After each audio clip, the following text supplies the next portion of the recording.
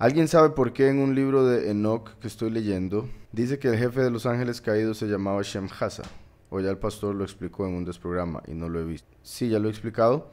En resumen, el libro de Enoch habla de que los caídos, los ángeles caídos fueron 200 que tenían 20 líderes. Y entre esos 20 líderes, el principal era Shemhasa, que quiere decir el que ve el nombre.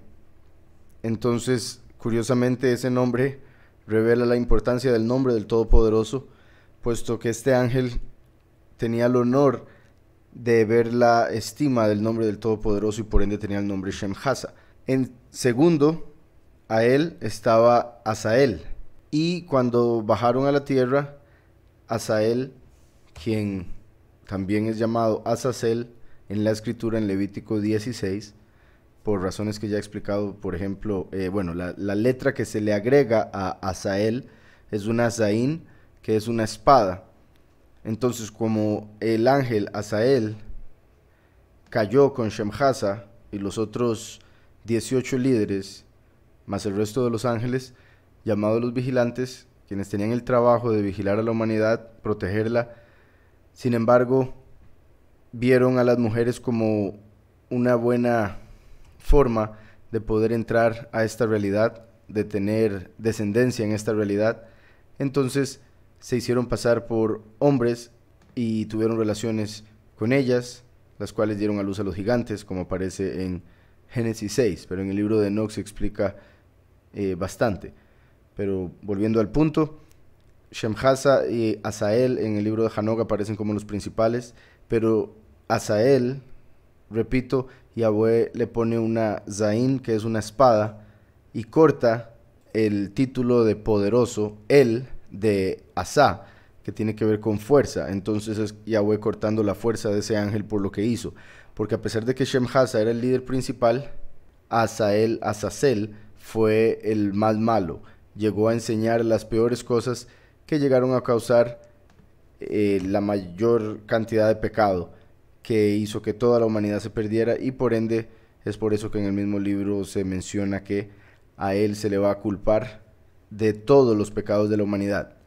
Así como en Apocalipsis vemos que a la gran ramera se le culpa de toda la sangre derramada, toda la sangre de los inocentes que ha sido derramada en la historia, de la misma forma a Azazel se le culpa de todos los pecados cometidos por el hombre, así como Yahushua el Mesías pagó por todos los pecados del hombre. Y eso ejemplificado en el capítulo 16 de Levítico. Entonces Shemhasa era el líder en el cielo, pero cuando bajaron llegó a tener mayor protagonismo, por decirlo de alguna manera, Azazel, por lo que le enseñó a los hombres. Les enseñó a hacer armas para matar, les enseñó a las mujeres a hacer cosméticos para poder seducir al hombre, y así también la lujuria empezó a volverse como el problema de ese momento. Y repito, eso llevó a la historia de Noah con el diluvio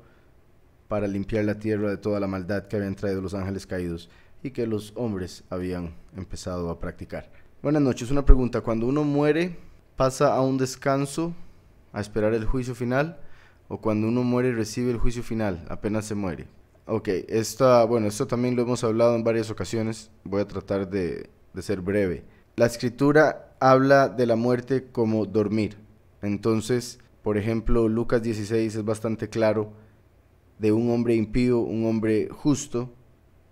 Ambos mueren en esta dimensión, en esta realidad, pero la escritura habla del justo como que sigue vivo, porque los ángeles llegan por él y se lo llevan a donde Abraham para que esté ahí en el paraíso.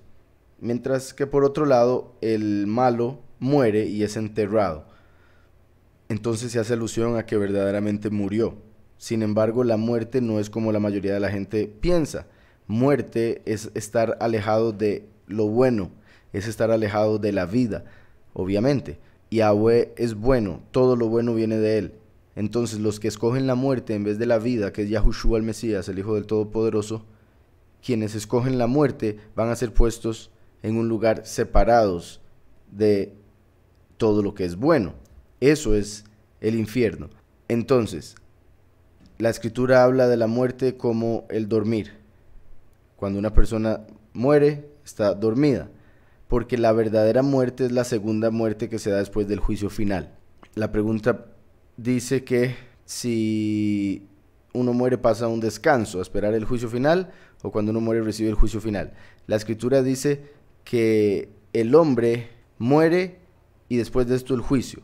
Y ese es un verso que usan para decir un montón de cosas. Mucha gente, y lo digo así porque muchas de ellas están malinterpretadas, lamentablemente, y causan mucha confusión, doctrinas erradas. Pero en sí, con este asunto, con esta pregunta, eso nos muestra que cuando una persona muere es juzgado por esa vida que acaba de terminar para decidir dónde va a ser ubicado hasta el juicio final, donde va a ser juzgado para ver dónde va a ser ubicado eternamente. Entonces, la escritura habla de un juicio final al final del milenio, dentro de 1000 años. En Apocalipsis lo vemos al final. Entonces, habla de un juicio final, eso quiere decir que hay juicios previos. Si hay uno final es porque hay otros, si no solo sería un juicio y punto. El hecho de que hay juicios previos son, repito, cuando la persona muere, que lo envían al Seol. El Seol es el lugar donde van las almas durante esta realidad, durante la historia humana de este momento. Las almas van a un lugar llamado el Seol, y ese Seol tiene dos partes. Una parte que es el infierno, donde hay varias partes dependiendo de los pecados de la persona, y otra parte que es un paraíso, donde van los justos, y dependiendo de las obras están en una mejor parte. Entonces, el Seol tiene dos partes. Ahora, ¿cómo es que la escritura dice que están durmiendo, pero por otro lado dice que están en el Seol, o en el infierno, o en el paraíso? Todos los que hemos dormido, y sé que somos todos, sabemos que cuando uno duerme, sueña. Y algunas personas tienen pesadillas, otras personas tienen sueños que disfrutan mucho. Entonces, cuando uno está en un sueño, para uno esa es la única realidad que existe. Uno no entiende cómo llegó ahí y otro montón de cosas, pero está disfrutando el momento y siente que es la realidad. Sin embargo, uno anda en esa realidad sin cuerpo, porque el cuerpo en realidad está sin moverse o moviéndose muy poco en la cama. Entonces, igualmente cuando una persona en este mundo muere, lo que hace es dormir, y su alma es llevada a una realidad donde va a estar o en una pesadilla o en un sueño paradisiaco, que sería en el seno de Abraham, como lo dice Lucas. Entonces, volviendo a leer la pregunta y ya cerrando con todo lo que acabo de decir, cuando uno muere pasa a un descanso, pues depende. Si es justo, sí, llega a descansar. Si es impío, no va a descansar, va a estar siendo castigado. Dice, a esperar el juicio final. O cuando uno muere recibe el juicio final. No, el juicio final es dentro de 1.000.000, pero cuando uno muere es juzgado para ver dónde va a ser ubicado, repito, hasta que se dé el juicio final. Preguntan que si Satanás conoce los pensamientos. Bueno, simplificándolo, en el judaísmo se dice que sí, que los ángeles pueden leer los pensamientos. Y eso tiene lógica de diferentes formas. Sin embargo, también vemos la escritura que dice que Yahweh es el único que puede escudriñar el corazón del hombre, lo más profundo del corazón del hombre. Entonces, hay diferentes frecuencias, por decirlo de alguna manera que se vaya a entender, espero así sea, en las que pensamos. Por eso se habla, por ejemplo, los ángeles caídos que se hacen pasar por extraterrestres hoy en día, le hablan telepáticamente a la gente. Entonces, hablar telepáticamente es una forma en la que se habla con los pensamientos, pero esos pensamientos tienen una frecuencia diferente a, por decirlo así, los pensamientos más profundos, los que no se quieren exteriorizar. Entonces, hay una frecuencia que los ángeles sí pueden escuchar y sí pueden ver de los pensamientos, porque están en una dimensión más elevada, así de simple. Entonces, así como nosotros tenemos ojos solo para ver la luz de esta realidad, oídos solo para oír X sonidos, ellos, al estar en otra realidad más elevada, pueden escuchar a más profundidad y por ende pueden escuchar pensamientos. Otra forma de ponerlo también es que, y digamos, esto fue algo que yo me pregunté por mucho tiempo, porque muchas veces cuando el enemigo pone un pensamiento, o cuando uno recibe una tentación, por decirles algo, la carne es la que está hablando, es la que está respondiendo. Y como uno ha vivido en la carne todo el tiempo, la carne lo conoce a uno, y cuando uno piensa con el corazón, la carne lo escucha y le responde. Porque yo muchas veces decía, yo no he exteriorizado en lo absoluto un deseo o una tentación, y aún así se me vienen pensamientos más avanzados como si yo hubiese dicho algo. Y eso es una muestra no de que haya un ángel específico o exterior que esté escuchando mi pensamiento y me esté respondiendo, sino de que el ángel que está en la carne, que le llaman la inclinación al mal, y etcétera, esa inclinación al mal es la que está dentro de la carne, que nos responde a esos pensamientos, y eso hace que parezca que hay alguien leyéndonos los pensamientos, pero es la inclinación al mal que está en la carne. Ahora bien, en lo que respecta a Yahweh y lo que está escrito que Yahweh es inescrutable. Es imposible para un hombre o para un ángel poder conocer a Yahweh completamente. Es imposible. Y Yahweh es el que se revela a cada uno de nosotros, según nuestra capacidad o nuestro deseo también de conocerle, por supuesto. Entonces, los ángeles son una representación del tercer cielo. Ellos están en el segundo cielo. Ellos fueron hechos para ser una imagen. Entonces, como Yahweh es el que conoce lo más profundo de todos nosotros, porque hay que entender que aunque un ángel pueda leer un pensamiento, los ángeles no son omniscientes ni omnipresentes. Entonces, el punto es, como Yahweh conoce lo más profundo de absolutamente todos nosotros, en todo momento, a toda hora, en todo lugar, entonces tenía que haber una ilusión de eso. Y se crearon los ángeles, que son criaturas que están en una dimensión más elevada y por ende pueden ver más allá de lo que nosotros podemos ver, y escuchar más allá de lo que nosotros podemos escuchar, tanto así que escuchan pensamientos, porque representan al Todopoderoso que lo conoce todo. Espero con eso quede claro. Así como Yahweh es inescrutable, nosotros no podemos conocerlo a Él completamente hasta que obviamente se revele todo, como va a ser al final de la historia, como Yahweh lo profetizó. Como ya he hablado en otros momentos, la mejor forma de conocer al Todopoderoso, o de tratar de conocer algo de Él, es viendo aquello que no es Él. A través de la creación, que fue hecha por Él, podemos verle a Él, que hizo la creación. Entonces, así como Él es inescrutable y nosotros buscamos conocerle de una y otra forma, por otro lado, el hombre y los ángeles están completamente revelados ante el Padre. O sea, son un libro abierto. Somos un libro abierto ante el Padre, porque Él conoce todo.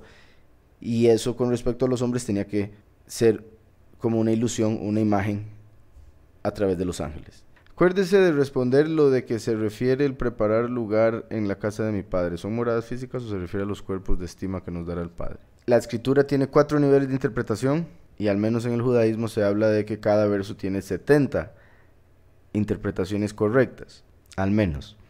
Diría yo al menos, porque obviamente cuando entremos a la presencia del Padre vamos a ver que la profundidad de la escritura es infinita, o al menos eterna. No sería al menos, sería al más.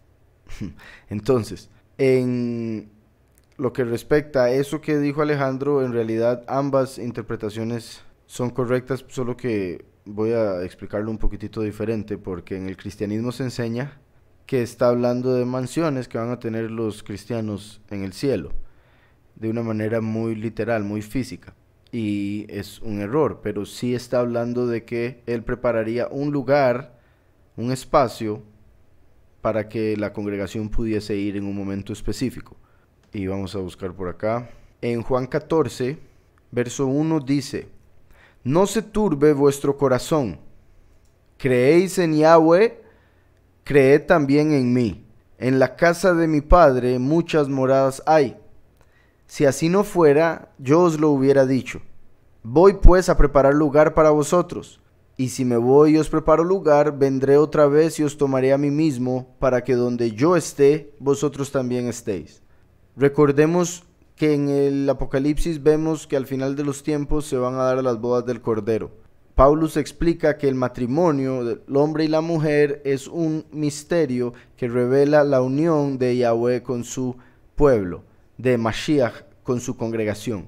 En la cultura yahudí, hebrea, cuando un hombre se iba a casar con una mujer, iba con el padre a conversar con el padre de la mujer para llegar a un acuerdo de cuál era la dote que tenía que dar por la mujer.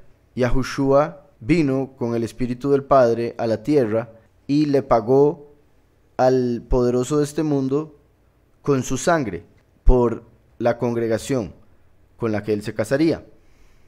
Entonces, así como llegaban al acuerdo de la dote, después el hombre se iba con el papá a preparar una casa donde pudiera habitar con su esposa una vez que se casasen. Entonces, después de que la casa estaba preparada, el hombre volvía durante la noche como un ladrón. Por eso Mashiach viene como ladrón en la noche. Volvía como un ladrón y empezaba a tocar trompetas y entraba y tomaba a la mujer. Entonces, como se va a aparecer con voz de trompeta, voz de arcángel, como lo menciona Paulus. Ahora leo esto nuevamente y van a ver que toma otra... se vuelve más claro. Dice, no se turbe vuestro corazón, creéis en Yahweh, creed también en mí. En la casa de mi padre, entonces lo menciona como padre, obviamente es su padre, pero también Elohim, Rey y muchas otras formas en las que lo menciona a través de las parábolas o historias que cuenta. Entonces lo menciona como padre porque él está ahí como el hijo, hablando con la mujer, con la iglesia, diciéndole que no se preocupe, que aunque se vaya un momento, va a volver para tomarla, va a volver para llevarla a la casa que va a ir a construir. En la casa de mi padre, que eso es el reino de Yahweh, muchas moradas hay muchos lugares. Si así no fuera, yo os lo hubiera dicho. Voy pues a preparar lugar para vosotros, y si me voy y os preparo lugar, vendré otra vez. Entonces está diciendo, y si me voy a preparar un lugar es porque voy a volver. Y os tomaré a mí mismo, como el novio toma a la iglesia, para ser uno, y como va a suceder en Apocalipsis 19. Dice, para que donde yo esté, vosotros también estéis, en la misma casa como un matrimonio, en el mismo cuerpo, como Adán y Eva antes de ser separados. Entonces, eso por un lado, está hablando del matrimonio, las bodas del Cordero, el novio que pagó en la primera venida y en la segunda va a recoger para llevar al lugar que le preparó a la mujer. Por otro lado, en el sentido físico, como sabemos, el templo es la casa de Yahweh. Y Yahushua dijo, destruid el templo y yo lo levanto en 3 días. Porque estaba hablando de su cuerpo. Entonces, el cuerpo de Mashiach es la casa de Yahweh. Y Mashiach dijo que la iglesia es su mujer. Y como sabemos, la mujer es el cuerpo del esposo. Entonces, la iglesia es el cuerpo de Mashiach. La iglesia es la casa de Yahweh, es el templo. Entonces, por eso cuando seamos transformados, cada uno de los 144,000 escogidos que son un ladrillo en el templo, cada uno va a recibir un cuerpo nuevo que va a ser completamente apartado y perfecto para que la presencia de Yahweh habite en él. Y en ese momento ya cada alma va a tener una casa nueva, un cuerpo nuevo para la eternidad. Entonces también se puede interpretar así, por supuesto. Dice, no se turbe vuestro corazón, creed en Yahweh, creed también en mí, en la casa de mi padre muchas moradas hay. Muchos cuerpos hay. Es curioso ahora con la pregunta que me hicieron de Hanok, porque el libro de Judas, cuando habla del libro de Enoc y lo que hicieron esos ángeles que cayeron, dice que ellos dejaron sus moradas, ellos dejaron sus habitaciones celestiales.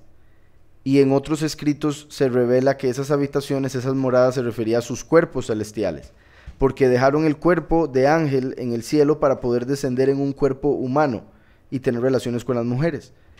Por eso un libro dice que el cuerpo de Azazel que él dejó en el cielo le va a ser entregado a Abraham.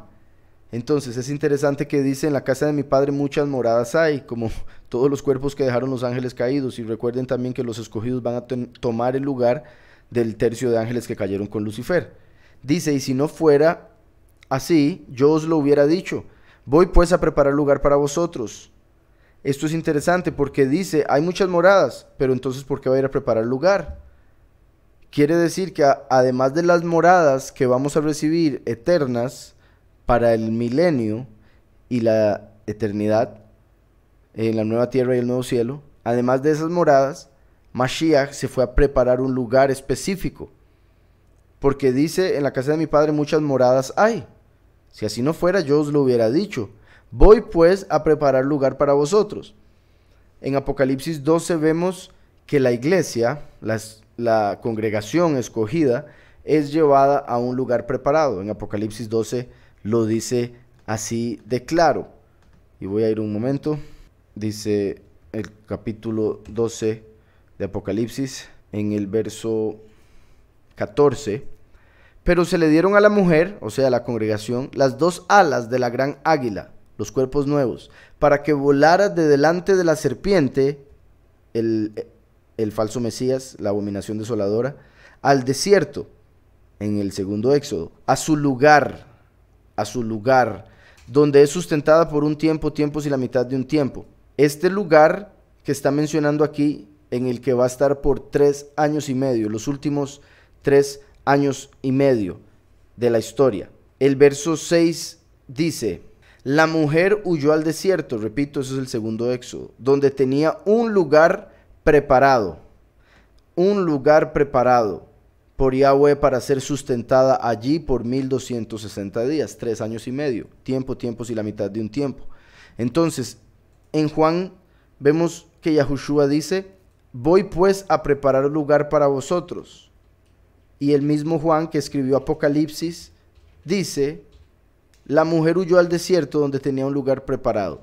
Entonces, Mashiach se fue a preparar el lugar donde los escogidos estarían durante los últimos 3 años y medio. Espero eso quede claro. Yahuhanán, el apóstol amado, escribió lo que se conoce como el Evangelio de Juan y lo que se conoce como el Apocalipsis.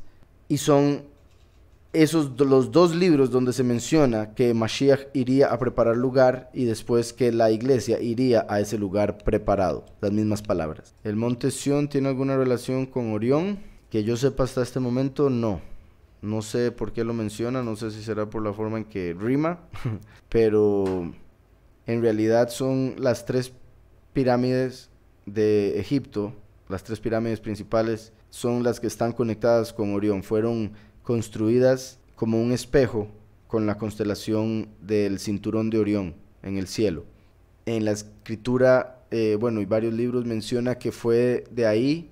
Hay quienes dicen que fue de la luna, pero hay, creo yo, más evidencia o más escritos que dicen que fue de Orión donde bajaron los vigilantes. De hecho, el nombre Orión en hebreo hace alusión a los Nefilim. Hay quienes dicen representa a Nimrod, por diferentes razones, ¿verdad? Como Osiris, por ejemplo. Sión quiere decir lugar seco, quemado por el sol, y el monte en sí representa, espiritualmente hablando, un reino. Entonces el monte Sión es el reino del Todopoderoso, del fuego consumidor, que se puede explicar Eclesiastés. Vamos a ver Eclesiastés, capítulo 4, verso 5, 6 y 7. Voy a leer desde el 4. Dice, he visto asimismo que toda obra bien hecha despierta la envidia del hombre contra su prójimo. También esto es vanidad y aflicción de espíritu. Ahora esto ya mucha gente lo ha vivido, ya lo sabe. Después dice el verso que empieza lo que me preguntaron. El necio se cruza de brazos y se consume en sí mismo. El necio se cruza de brazos y se consume en sí mismo. Recordemos que el alma en hebreo es nefesh. Fonéticamente tiene relación con esh, que es fuego. Y con lo que vemos en la escritura, el alma es como un fuego que se mantiene encendido por la ruach de Yahweh, por el espíritu de Yahweh. Así como se necesita aire para mantener una llama encendida, el espíritu, el viento de Yahweh mantiene el alma viva dentro del envase, que es el cuerpo, que sería como la candela, que se va derritiendo hasta que llega un momento donde ya se apaga, y eso sería cuando obviamente muere y va al Seol. Entonces, el alma es como un fuego Y el punto es que debemos, en el sentido positivo, obviamente, mantenerlo encendido para ser luz a otros, para bendecir a Yahweh, para adorar a Yahweh, para hacer que nuestra alabanza ascienda, nuestra oración suba hacia Él, así como el humo sube. Pero los impíos, lo que Yahweh les dio, ese poder que tienen en el alma, esa chispa de lo celestial que Yahweh les permitió tener durante su vida, ellos más bien lo utilizan para el mal, y eso termina haciendo que los consuma, como cuando alguien juega con fuego y se termina quemando.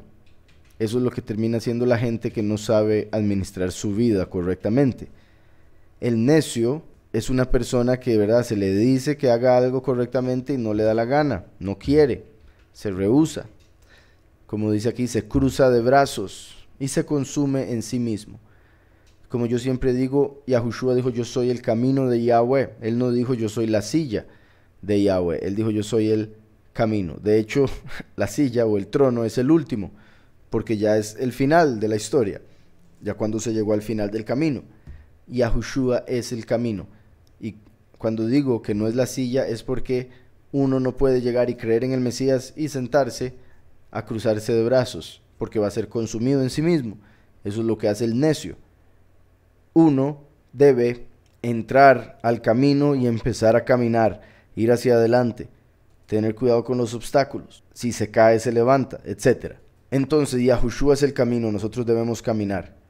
Sin embargo, el necio, cuando uno le dice haga, camine, sálvese, más bien se cruza de brazos, y esa falta de cuidado, esa falta de búsqueda y demás, de obediencia, hace que lo termine consumiendo. Después dice: más vale un puño lleno de descanso que ambos puños llenos de trabajo y aflicción de espíritu. Esto es un verso poderosísimo, y sé que también muchos lo han experimentado.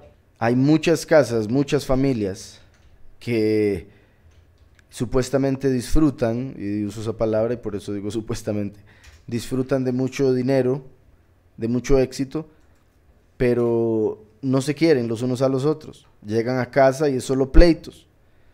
El marido no quiere ver a la mujer detesta al marido, los niños no aguantan estar en casa, entonces se van con amistades a que los eduquen, etc. Mientras que hay casas donde apenas hay para que coman, o ni siquiera hay suficiente para todos, pero hay tanto amor que se divide para que todos coman de lo poco que hay, y se disfruta cuando se están juntos, se hacen, o sea, se puede ver el cariño, la paz, y eso vale mucho más que todo el dinero del mundo, ¿verdad? ¿Cuántas historias hay de gente que ha hecho todo el dinero y después se dan cuenta que nunca fueron felices, se terminan suicidando? Entonces, más vale un puño lleno de descanso, más vale un puño lleno de descanso. Pero vean qué contraste con el necio que se cruza de brazos, porque una cosa es descansar y otra cosa es ser una persona que no quiere hacer nada, ¿verdad? Porque la escritura también habla del perezoso. Entonces, una cosa es ser necio que se cruza de brazos porque es perezoso, y otra cosa es un hombre que trabaja pero igualmente descansa porque Yahweh lo mandó a descansar. O sea, no está completamente enfocado en hacer dinero, en hacer riquezas materiales. O sea, el que está con un balance, el que está en el medio. Hay uno que no hace nada, hay otro que es solo trabajar, lo cual es aflicción de espíritu, y hay otro que trabaja lo suficiente porque está contento con lo que Yahweh le da, y por ende descansa. Más vale un puño lleno de descanso que ambos puños llenos de trabajo y aflicción de espíritu. Me volví otra vez y vi vanidad debajo del sol. Este libro de Eclesiastés tiene que ver con la vida en este mundo, por eso dice debajo del sol, lo cual es clave con respecto a la forma de la tierra, pero el punto con la pregunta es que no dice encima del sol, o sea, no dice en el cielo, no dice en el reino de Yahweh, dice en este mundo, debajo del sol. Por eso todo es vanidad, vanidad de vanidades, todo es vanidad. Porque en este mundo, en esta realidad, todo es una ilusión, todo va a desaparecer. y todo lo que no tiene que ver con Yahweh es aflicción de espíritu. Lo único de este mundo que se puede rescatar es el disfrutar los frutos del trabajo, comer y beber y poder gozarse con los frutos del trabajo. ¿Qué opina Koresh de esto? Dice, revelan que 5 manuscritos bíblicos son falsos. Ok, vamos a ver. Revelan que 5 manuscritos bíblicos son falsos. Entonces, primero que todo, vean lo que escriben o la forma en que escriben el título. Con solo eso nos damos cuenta que es solo para llamar la atención, porque hoy en día, lamentablemente, mucha gente no lee las noticias, solo lee los títulos. Leen el título de la noticia y ya creen que saben la noticia y empiezan a hablar de la noticia. Y hay muchísimas páginas que hacen esto al propio con solo para conseguir clics, porque con solo hacer que gente entre a una página y vea algunos comerciales, como en esta página que estoy viendo donde está esta noticia, hay 1, 2, 3, 4, solo aquí donde estoy viendo 5 anuncios. Entonces, la forma en que escriben los títulos, repito, es simplemente para llamar la atención y para que la gente empiece a hablar de cosas que no saben. Y los anuncios tras de eso, ¿verdad?, tienen que ver con descubre su futuro para el 2018, según, ¿verdad?, todas esas cuestiones falsas. Entonces dice, el Museo de la Biblia de Washington ha retirado ya los fragmentos que corresponden a los manuscritos del Mar Muerto. Y dice, el Museo de la Biblia de Washington ha retirado 5 fragmentos de los 16 que poseen y que se pensaban que formaban parte de los manuscritos del Mar Muerto. Ya no se mostrarán al público, según cuenta Live Science. Vean esto, qué curioso. El título decía que encontraron que 5 manuscritos bíblicos son falsos, pero ahora están diciendo que han retirado 5 fragmentos de los 16 que poseen y que se pensaban que formaban parte de los manuscritos del Mar Muerto. O sea, aquí el problema no es acerca de la escritura, no es la escritura la que es falsa, son estos escritos que estaban exponiendo en el Museo de Washington. El Museo de Washington estaba mostrando unos escritos que eran falsos. Alguien les vendió algo que era falso, ellos se lo creyeron y lo estaban exponiendo a todo el mundo como que eran escritos del Mar Muerto. Probaron que no eran parte de los escritos del Mar Muerto. Eso no tiene nada que ver con la veracidad de la escritura. Dice, y que se pensaban que formaban parte de los manuscritos del Mar Muerto. Después dice, los verdaderos rollos del Mar Muerto son una colección de 900 pergaminos que representan las piezas más antiguas que se conservan del Antiguo Testamento de la Escritura. Los cientos de pergaminos originales se encontraron a mediados del siglo XX en las cuevas de Qumran en Israel. Los cientos de pergaminos originales, o sea, la escritura sí es real, los escritos son verdaderos, pero como valen tanto, hay gente que los ha falsificado para poder hacer dinero en el mercado negro, así de simple. Así, al menos 5 de estos manuscritos del Mar Muerto son falsos, según el estudio independiente realizado por el Federal Institute for Materials Research and Testing de Berlín, en un análisis que incluía rayos X, y para el resto todavía no tiene un verdadero definido.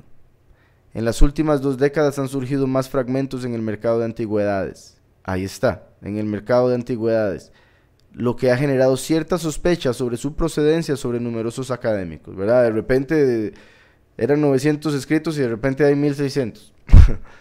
El Museo de la Escritura, dice aquí de la Biblia, que se abrió en el año pasado, es propiedad de la familia Green, propietaria de la cadena de tiendas de artesanía estadounidense Hobby Lobby. Y bueno, ahí continúa, pero repito, entonces, como pudieron ver, el problema es que el museo estaba mintiéndole a la gente porque compró algo que era falso. Pero el título que ponen es para hacer que la gente con solo leerlo digan, ah, ve, la escritura es falsa, ¿para qué la voy a ir a leer? Ah, ve, yo sabía. Ah, ve, ya no quiero ir a la iglesia. Porque vieron ese título y punto. ¿Qué relación hay entre Shemhasa y Orión? Como dije ahora, el nombre en hebreo de Orión está conectado con los Nefilim que bajaron liderados por Shemhasa. Orión representa un hombre, un guerrero. Como dije ahora, hay quienes lo conectan con Nimrod, por el hecho de que Nimrod es conectado, bueno, es un guerrero como está en la escritura, pero el hecho de que Shemhasa descendió como líder de los Nefilim, sí es una razón por la que no dudo que harían conexiones entre Orión, la constelación de Orión, y el ángel caído Shemhasa. Puesto que, repito, hay quienes dicen que ellos vinieron de esa constelación, los vigilantes, principalmente de las 3 estrellas del cinturón. Después dice, ¿por qué las pirámides de Egipto tienen alineación con Orión? Eso lo mencioné ahora. Es muy posible que sea porque fueron construidas por los gigantes, cuyos padres venían de Orión, entre otras posibles constelaciones. Entonces dice, ¿por qué las pirámides de Egipto tienen alineación con Orión? Repito, las pirámides fueron construidas por gigantes o algunos creen con tecnología dada por los ángeles caídos. En ambos casos, los ángeles caídos habrían sido quienes guiaron la construcción o quienes dijeron cómo hacerlo y por qué. O quizás reservaron el por qué, pero el por qué sería porque sería una imagen, un reflejo del lugar de donde venían, puesto que lo que ellos querían hacer era tener hijos.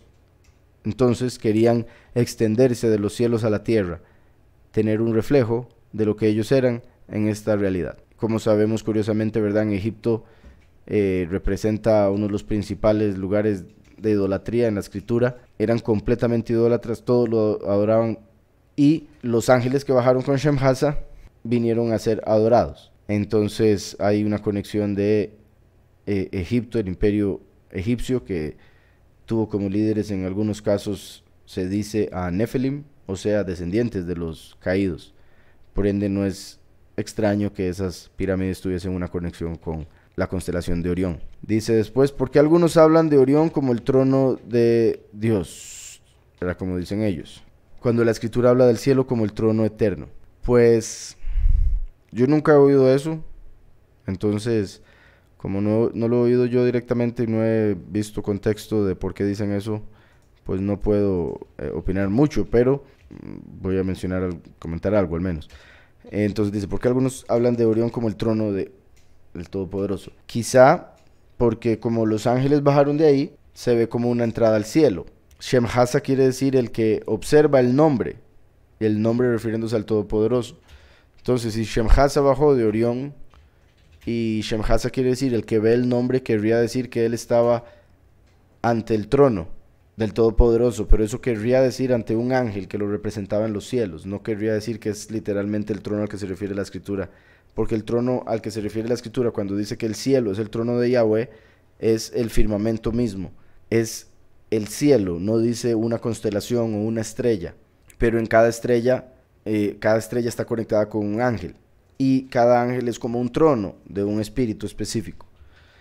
Entonces por eso habrían conexiones de Shemhasa, el que ve el nombre, si bajó de Orión, que haya gente que crea que ahí es donde estaría el trono, o un trono, puesto que de ahí bajó él. Después dice, la escritura habla del cielo como el trono eterno. Así es, el cielo. Y me manda un verso, lo voy a leer. Dice, pero yo os digo, no juréis de ninguna manera ni por el cielo, porque es el trono de Yahweh. Exacto, el cielo, no una constelación. Por si algo, Orión se menciona en la escritura. Dice Job 38:31, ¿podrás tú anudar los lazos de las Pléyades? ¿Desatarás las ligaduras de Orión? Desatarás las ligaduras de Orión. Cuando uno ve la constelación de Orión, el cinturón de Orión se ve como que está, bueno, por algo se le llama el cinturón, como que está amarrando algo. De hecho, la constelación misma se puede ver como un reloj de arena. Entonces es curioso que dice, desatarás las ligaduras de Orión, después podrás tú anudar los lazos de las Pléyades, ¿verdad? También dando a entender Yahweh al decirle al hombre, ¿qué sabe el hombre? Como si él pudiese amarrar las estrellas al firmamento, como si pudiese hacer algo de lo que Yahweh hizo. Amós 5:8 dice, buscad al que hace las Pléyades y el Orión, vuelve las tinieblas en mañana y hace oscurecer el día como noche. Vuelve las tinieblas en mañana y hace oscurecer el día como noche. El que llama a las aguas del mar y las derrama sobre la faz de la tierra. Yahweh es su nombre. Yahweh es su nombre. Por si algo, ahora alguien escribió que quién era Yahweh. Como puede ver, estoy leyendo la escritura.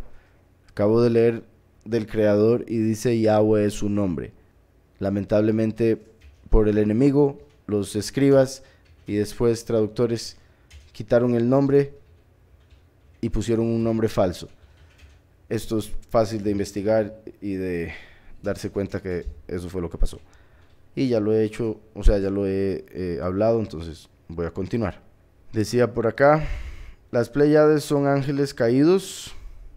Repito, cada estrella está conectada con un ángel. Entonces, sí se podría decir que son ángeles, pero no la estrella que uno ve. La estrella que uno ve es lo físico de esa entidad celestial, de otra realidad. Y básicamente a través de la estrella pasa una energía de cada ángel. Y repito, se dice que han venido ángeles caídos de ahí. Entonces, hay varias cosas que hablan de eso. Después dice, ¿qué relación guarda Orión con Ciro, Canis Major? Pues la relación más común que se hace es que en el cielo Orión es un cazador y lo sigue un perro que es Canis Major, el Can Mayor. Entonces el Can Mayor, la constelación de Canis Major, en ese aspecto conectado con Orión, representa el perro que está ayudando a traer la presa. Ahora bien, en lo que respecta como se ve en el cielo, uno puede ubicar a Sirio o Sirius a través de Orión. Cuando uno ve las 3 estrellas de Orión, las 3 estrellas del cinturón de Orión indican dónde está Sirio, apuntan como si fuera una flecha.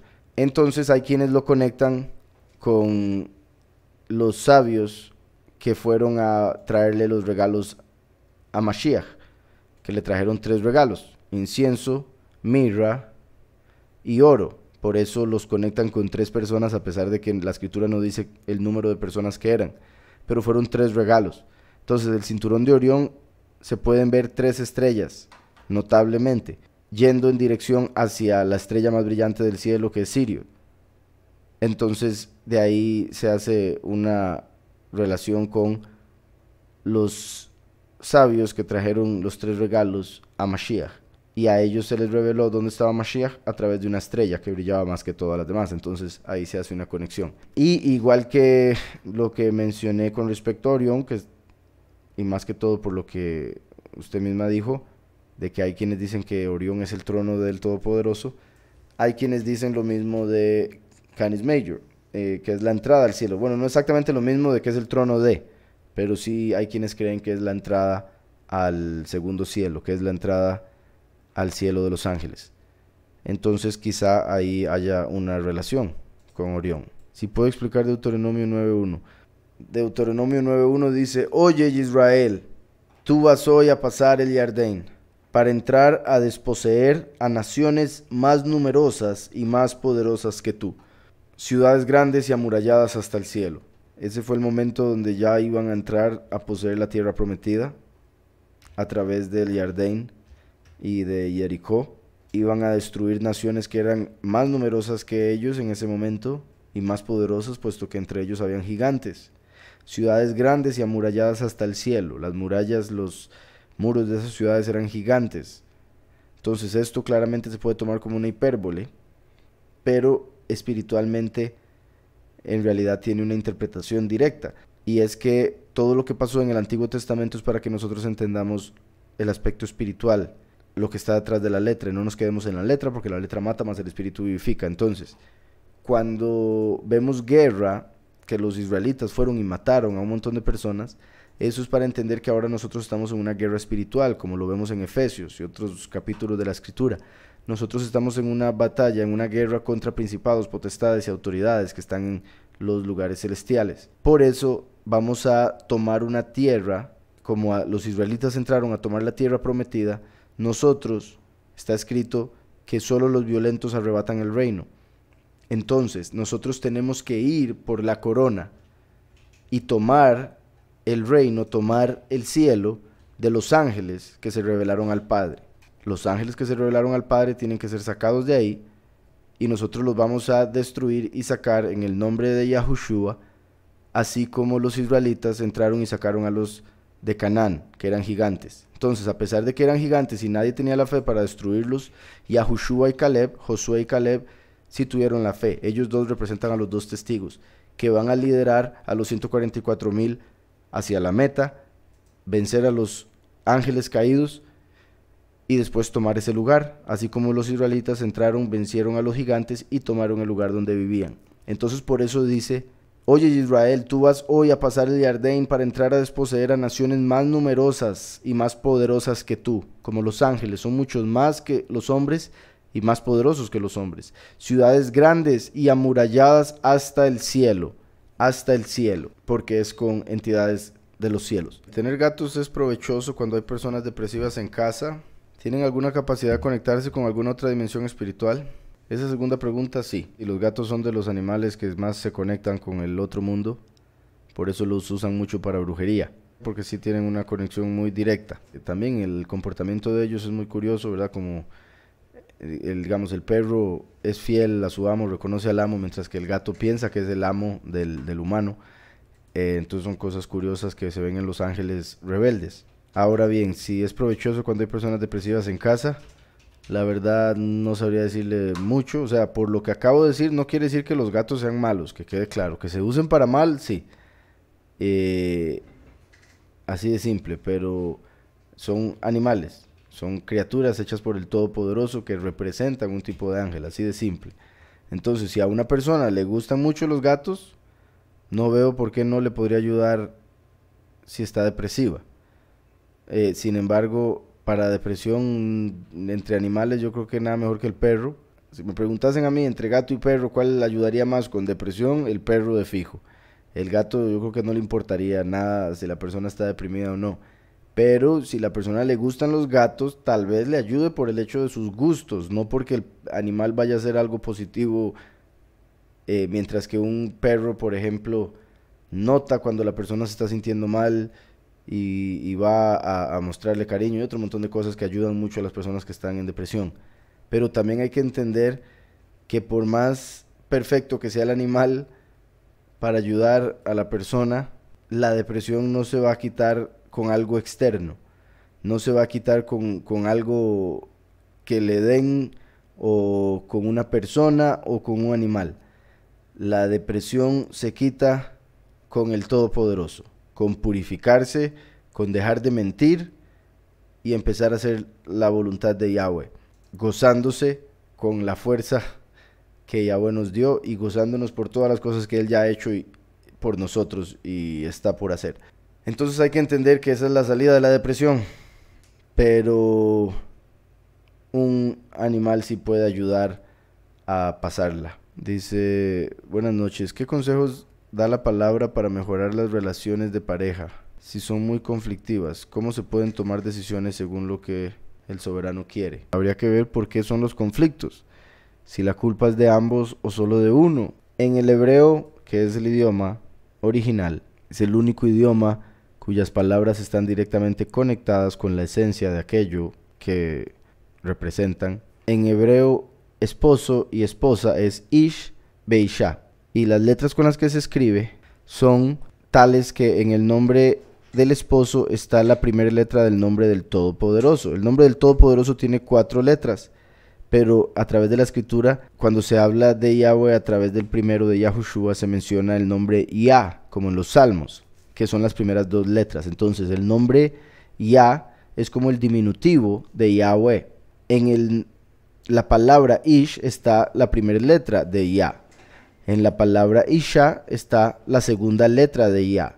Entonces, cuando el hombre y la mujer, el esposo y la esposa, tienen al Todopoderoso en sus vidas, eso quiere decir que le obedecen, que buscan hacer su voluntad, etcétera, van a poder disfrutar de una parte del paraíso aquí en la tierra, en sus hogares. Pero en el momento en el que saquen a Yah de su relación, cuando se quita la letra Yud de la palabra Ish, hombre, y la letra Hei de la palabra Isha, mujer, cuando se quitan esas 2 letras del nombre Yah, o sea, cuando se quita a Yahweh de la relación, lo que queda es Esh, Be'esh, que quiere decir fuego y fuego.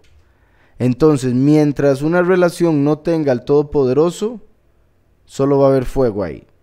Solo va a haber pleito, solo va a haber conflicto, mientras no sigan verdaderamente al Todopoderoso. Ya sea uno y obviamente peor ambos. Si ninguno de los dos está buscando al Padre, si ninguno de los dos está tratando de hacer lo correcto, cumplir los mandamientos, siempre va a haber conflicto. Entonces, el mejor consejo es hacer la voluntad del Padre, buscar al Todopoderoso. También, si la relación es de matrimonio, es el consejo que acabo de dar.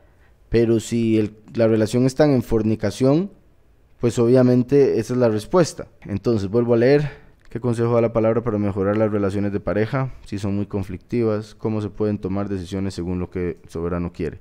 O sea, ¿cómo se pueden tomar decisiones según lo que el soberano quiere? Es una pregunta un poco muy general, vuelvo a lo mismo. Se toman según lo que la escritura dice. ¿Y cómo se toman? Con fuerzas, con fe. Dice, buenas noches, Coresh. Me gustaría saber más sobre la frecuencia 432 y demás sobre la industria musical. ¿Y qué posición le da la escritura a la música? Ok. La escritura vemos que Lucifer en Ezequiel 28, cuando fue creado, él fue creado como un instrumento. En otros libros vemos que Lucifer fue creado para adorar al Todopoderoso. Entonces, por eso Lucifer, Satanás, utiliza la música en este mundo para alejar a la gente del Todopoderoso. Con esto de la frecuencia 432, por ejemplo, la música la hacen en una frecuencia que es 440. Quizá por eso Juan Luis Guerra. La frecuencia con la que hacen la música hoy en día, por ley, curiosamente, es una frecuencia que no es la correcta. Es una frecuencia que, al no ser la correcta, tiene efectos incorrectos en las personas que escuchan. Entonces, cuando la música está hecha con la frecuencia errónea, llega a tener un efecto negativo en las personas que lo escuchan. No llega a interiorizarse la música, es algo muy externo, muy carnal, incómodo, y otros términos se podrían usar. Y eso también se puede ver cuando hay formas que hacen, experimentos que hacen para poder visualizar las frecuencias. Y se puede ver la diferencia entre la frecuencia que usan en la música hoy en día y la frecuencia correcta para la música, que es 432. 432 es la frecuencia en la que se debería hacer la música, y de esta manera, si se pone mucha atención, si se pone mucho cuidado, hay quienes dicen notar una diferencia en cómo se oye aún, o sea, en lo profundo que llega la música, que se siente desde adentro.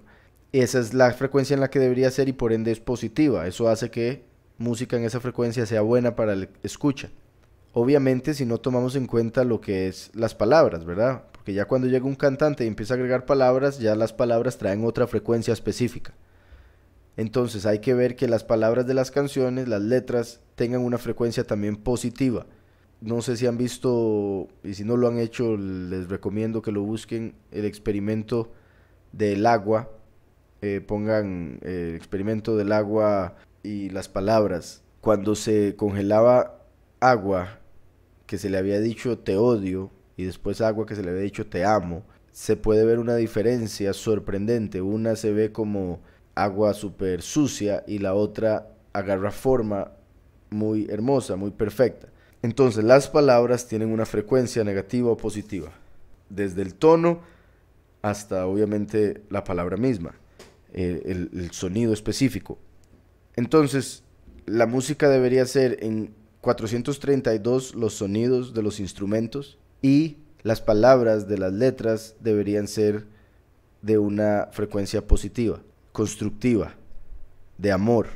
Y después dice, y demás sobre la industria musical. Como le digo, bueno, demás hay, pues de fijo hay muchas cosas de la industria musical interesantes, sorprendentes y tristes, pero no sé qué más mencionarle ahorita en esto. Yo creo que con lo que dije tal vez sea algo.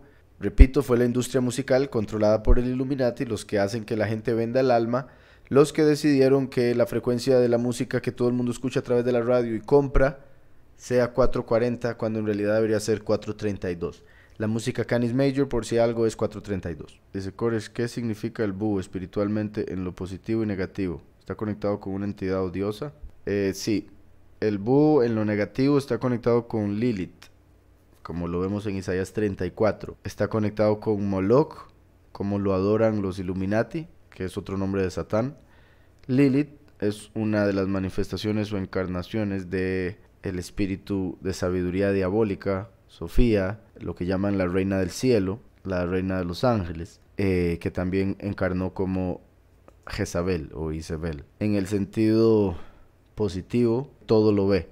Por eso lo usan para representar el ojo que todo lo ve de Lucifer. Pero vuelvo y repito, obviamente el poder verlo todo es algo que también se puede interpretar de una manera positiva. O sea, es bueno poder verlo todo, poder ver en la oscuridad. Entonces el búho representa conocimiento, sabiduría. Miqueas 7, del 14 al 20. Apacienta a tu pueblo con tu cayado, al rebaño de tu heredad. En Juan 10, Yahushua dijo, yo soy la puerta y el buen pastor. Él estaba diciendo que él es el primero y el último. El primero, la primera venida fue como la puerta para poder llegar al Padre. La segunda venida es como buen pastor para poder guiar a las ovejas hacia el Padre. Entonces aquí está hablando de la segunda venida como buen pastor.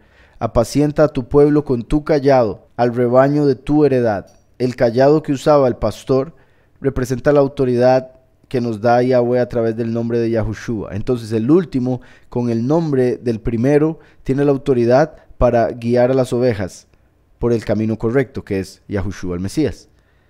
Dice, al rebaño de tu heredad, que mora solo en la montaña, en campo fértil, que sean apacentados en Basán y en Galad, como en el tiempo pasado, o sea, como en el Éxodo.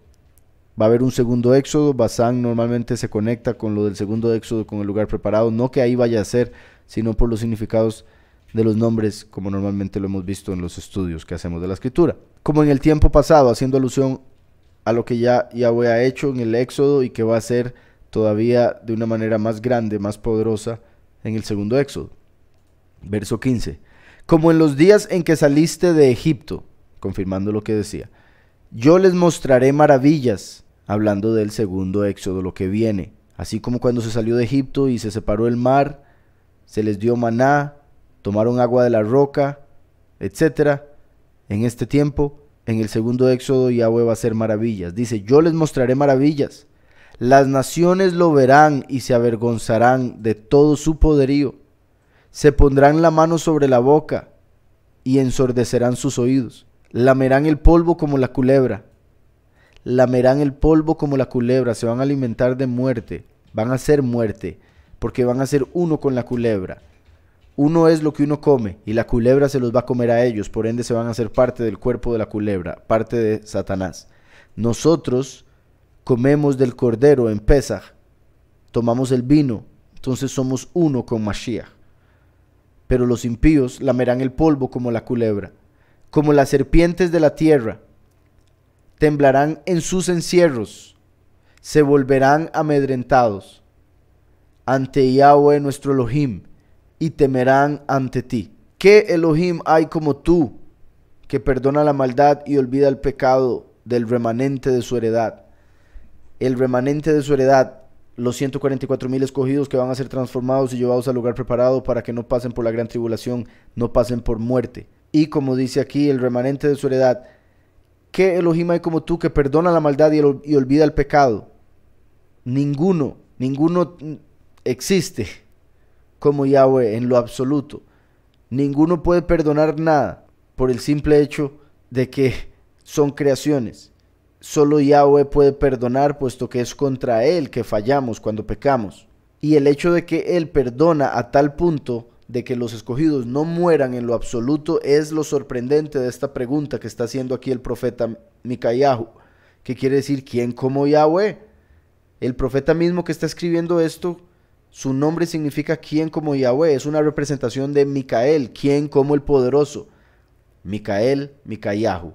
Y ahora él está diciendo aquí, ¿qué Elohim hay como tú, que perdona la maldad y olvida el pecado del remanente de su heredad? Es sorprendente porque va a llegar a perdonar el pecado a tal punto que las personas, estos escogidos, el remanente, no van a morir del todo. No van a experimentar nunca lo que es muerte. Dice, no retuvo para siempre su enojo, porque se deleita en la misericordia. Se deleita en la misericordia. Él volverá a tener misericordia de nosotros. Sepultará nuestras iniquidades y echará a lo profundo del mar todos nuestros pecados. Del mar se piden los muertos que fueron echados en él, y después en el nuevo reino no va a haber mar. Todos nuestros pecados, dice, mantendrás tu fidelidad a Jacob y a Abraham tu misericordia, tal como lo juraste a nuestros padres desde tiempos antiguos. ¿Qué quiso decir Hebreos 11:21 cuando dice que Jacob adoró apoyado sobre el extremo de su bordón? Voy a leer en contexto, Hebreos 11, voy a leer desde el 17. Dice, por la fe Abraham, cuando fue probado, ofreció a Isaac. Entonces este capítulo habla de la fe. y de lo que hicieron nuestros antepasados en la fe, por eso que creían. Por la fe Abraham, cuando fue probado, ofreció a Yitzhak, su hijo unigénito. El que había recibido las promesas ofrecía su unigénito. El que había recibido las promesas ofrecía su unigénito. ¿Por qué eso es tan sorprendente? Porque la promesa que se le dio era a través de su hijo. Entonces el hecho de que ofreciese su hijo era una muestra sorprendente de que tenía fe en el Todopoderoso, que cumpliría las promesas sin importar lo que pasase, aún hasta el hecho de que su hijo muriese, puesto que creía que Yahweh es capaz de resucitarlo. Y ese es el punto. Como Abraham tuvo fe en que Yahweh podría resucitar a su hijo para que sus promesas se cumplieran, entonces Yahweh vino y resucitó para darnos la vida eterna a través de Yahushua, que murió por nuestros pecados. Entonces, dice, habiéndosele dicho, en Yitzhak te será llamada descendencia. Entonces, a pesar de que se le había dicho, en Yitzhak te será llamada descendencia, cuando se le pidió el hijo, él lo entregó porque tenía fe en que aún así podía cumplirse la promesa. Y hay que ponerse en los pies de Abraham para entender cuán grande son esos zapatos. Esas sandalias, porque la fe que tuvo para que esto se cumpliese y dejase un reflejo de lo que iba a pasar con Yahushua el Mesías es sorprendente. Dice, habiéndosele dicho, en Yitzhak te será llamada descendencia, porque pensaba que Yahweh es poderoso para levantar aún de entre los muertos, de donde en sentido figurado también lo volvió a recibir. Ahí mismo, cuando Yitzhak es entregado, no vuelve a aparecer en la escritura hasta que se casa, lo cual es interesante porque representa como Yahushua fue entregado por nuestros pecados y no vuelve a aparecer en la historia hasta que se casa con la iglesia escogida. El último es representado por Jacob, por si algo, y representa al ángel que va con Eliezer a traer una esposa para Yitzhak. Los dos testigos, el ángel y Eliezer. Ahora dice, por la fe bendijo Yitzhak a Jacob y a Esaú respecto a cosas venideras. Entonces Yitzhak con fe bendijo a Jacob y a Esaú con respecto a todo lo que iba a pasar, porque el mundo entero, y el mundo que viene, fueron repartidos entre estos dos hombres. Entonces, Yahweh daría un mundo a Jacob y un mundo a Esaú. Como Esaú nació de primero, él iba a obtener el mundo más grande, el mundo más poderoso, por ser el primogénito. Pero él no creía en el mundo venidero. Por ende, Jacob, que sí creía en el mundo venidero, pero a él le había tocado el mundo temporal, Jacob le pidió comprar el mundo venidero a Esaú y Esaú se lo vendió. Y eso es parte de la historia que vemos con Jacob y Esaú, pero eso es parte también de lo que se dice aquí, de que por la fe bendijo Yitzhak a Jacob y a Esaú respecto a cosas venideras. Después dice, por la fe, Jacob al morir, bendijo a cada uno de los hijos de Yosef y adoró, apoyado sobre el extremo de su bastón. Entonces, la pregunta es con este verso. Por la fe, Jacob al morir, bendijo a cada uno de los hijos de Yosef. Como vemos en Génesis, Jacob bendijo a los dos hijos de Yosef, Efraín y Menashe, los adoptó y les dio una profecía de lo que llegarían a ser. Por fe les profetizó y la profecía se cumplió porque él estaba lleno de la Ruach HaKodesh. Entonces, los dos hijos de Yosef, Efraín y Menashe, igual que Esaú y Jacob, Menashe nació de primero, pero después Jacob le dio la primogenitura a Efraín, igual que Esaú nació de primero, pero después Jacob obtuvo la primogenitura. Entonces ahí hay un reflejo también que se da. Abraham representa al Padre, Yitzhak representa a Yahushua el Mesías, Jacob representa la segunda venida. Por ende, entonces, esto que estamos viendo aquí está conectado con el último. Es interesante que estaba apoyado sobre el extremo de su bastón. El bastón representa la autoridad, como lo mencioné ahora. Estaba leyendo lo de el pastor y el cayado. El cayado del buen pastor representa la autoridad que recibe a través de Yahushua. Todas, o al menos la gran mayoría, y lo digo así porque posiblemente son todas, pero tendría que ver una por una, todas las representaciones del último en la escritura tienen un bastón, un cetro, un cayado. Él mismo es llamado el cetro, él es llamado la rama de David, la vara, y a él le es dado la vara de hierro para que rija las naciones, y las quebrantará como vaso de alfarero. Entonces, el último viene con una vara, por eso Moshe andaba con una vara. La vara representa la autoridad que Yahushua nos dio. Jacob peleó con Elohim, y después de eso salió golpeado. Ganó la batalla, pero salió golpeado. Iba cojeando. Entonces necesitaba un bastón para sostenerse. El último es como el hijo pródigo, por eso es golpeado por el pecado, por este mundo, pero se sostiene a través de Yahushua. Es Yahushua el que lo sostiene, el que le da el apoyo. y el último se apoya en la piedra angular, que es Yahushua el Mesías, así como Jacob se apoyaba en el bastón. Entonces, el hecho de que Jacob se apoyaba en el bastón representa como el último se va a apoyar en Yahushua, la autoridad que Yahweh nos dio, como el último se va a apoyar en la piedra angular. Y dice entonces, por la fe Jacob, al morir, bendijo a cada uno de los hijos de Yosef, ¿verdad? Y les predijo lo que iba a pasar.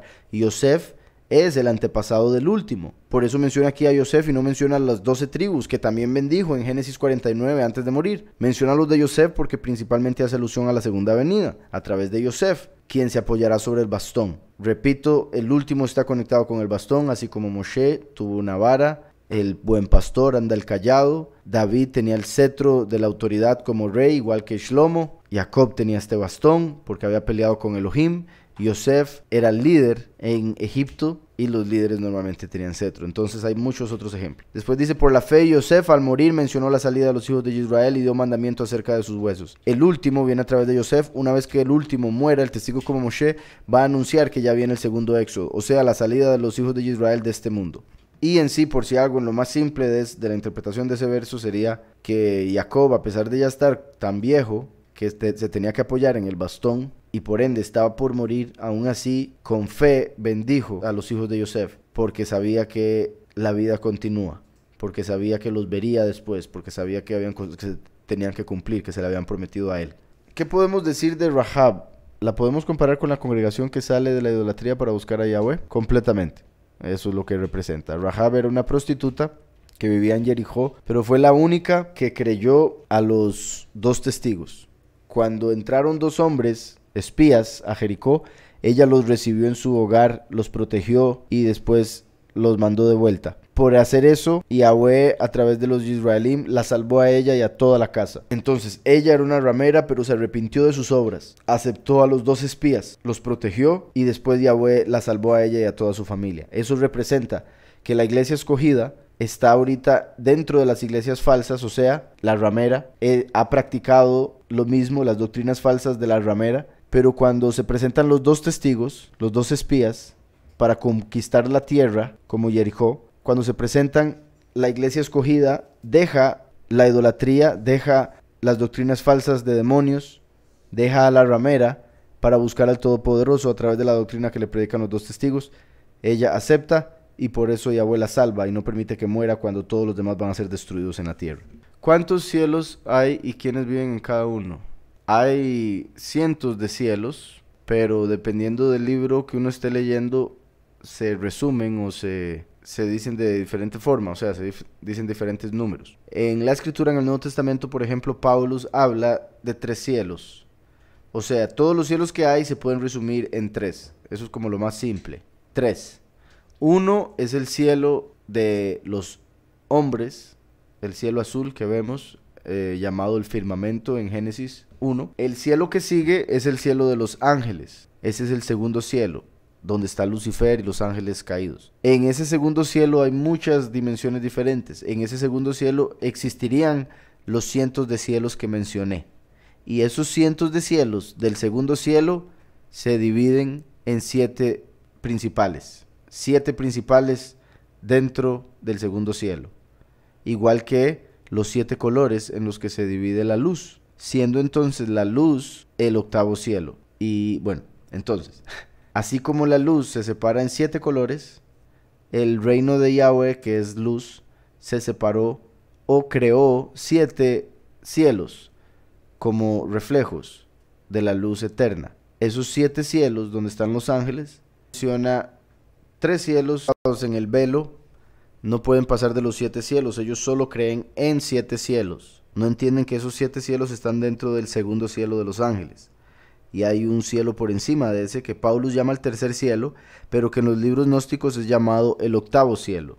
Y repito, es llamado el octavo cielo porque hay 7 cielos donde están los ángeles dentro de lo que Pablo llamaría el segundo cielo.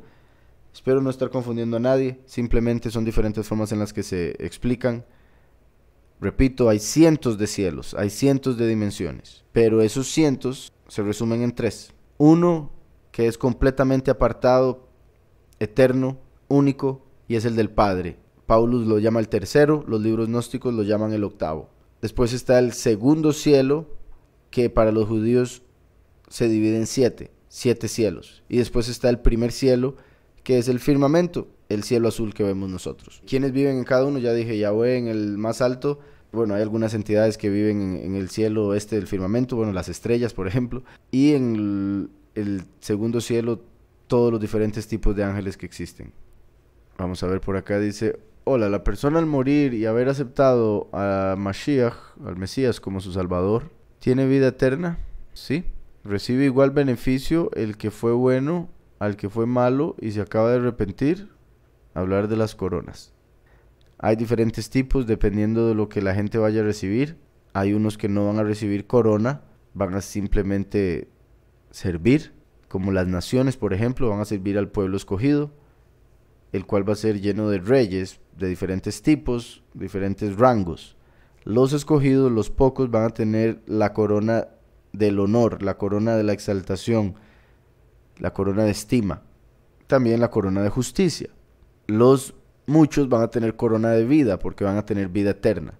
Ahora, ¿recibe igual beneficio el que fue bueno al que fue malo? Por supuesto que no.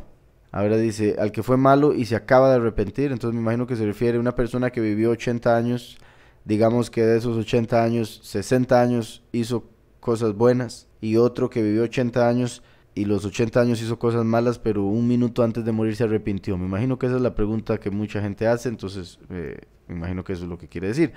De ser así, el malo que se arrepintió, si verdaderamente se arrepintió, eso quiere decir que dejó de ser malo, porque el que se arrepiente cambia. Entonces, si dejó de ser malo, si ya empezó a ser justo, ya puede entrar al reino de Yahweh porque ya fue justificado a través de la fe en Mashiach. Ahora bien, una persona que simplemente se arrepintió y entró, no va a recibir lo mismo que una persona que durante 60 años hizo obras en las que ayudaba gente y cosas así. Ambos entrarían, pero el que hizo más obras recibiría un lugar más elevado.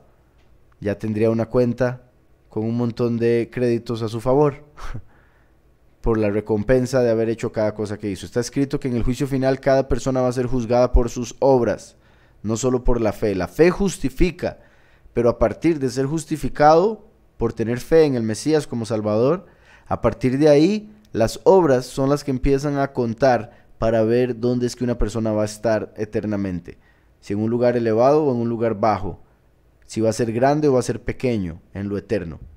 Dice, ¿se podría decir que se le perdona a Rahab el haberle mentido a los guardas de Jericó para proteger a los testigos? Pues sí, pero no dudo que si lo leemos con mucho cuidado, y no dudo que tal vez hasta estando en la historia podrían salir más cosas con respecto a esto que parece a simple vista una mentira. Y hay cosas en el Midrash, en la tradición, que lo explican también muy curioso. De hecho, se dice que Yahweh hizo un milagro para que ellos no fuesen visibles, porque uno de ellos era Pinjas, quien dijo que los sacerdotes son ángeles de Yahweh, los Kohanim son Malachim de Yahweh, y los Malachim pueden escoger ser vistos, si quieren o no, los ángeles. Entonces, como los sacerdotes son ángeles en la tierra, entonces él tuvo la fe de que no sería visto, y según los escritos ellos fueron hechos invisibles y por eso no los vieron.